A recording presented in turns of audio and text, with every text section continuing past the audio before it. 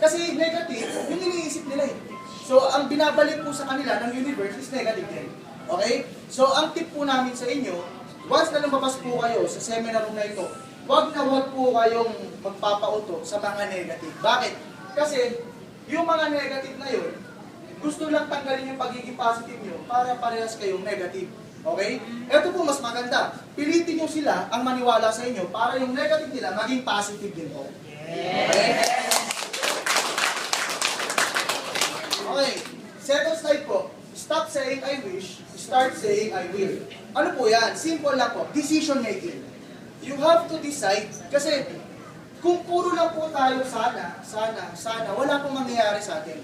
Siguro po, normal naman sa atin, napakinggan na natin lahat siguro yung story ni Juan Tamad. Tama ba? Yes. Hindi mahuhulog yung mansanas kung hindi niya pipitasin.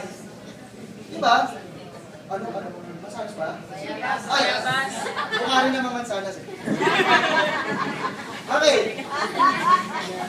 O, hindi John Lacy. Apple. So, yun po, stop saying I wish. Kung gusto po niyo talaga na may mangyari pong resulta sa buhay natin, magsimula po tayo gumawa ng actions. Okay? So, ito po, last. Yung I won't do it, I can't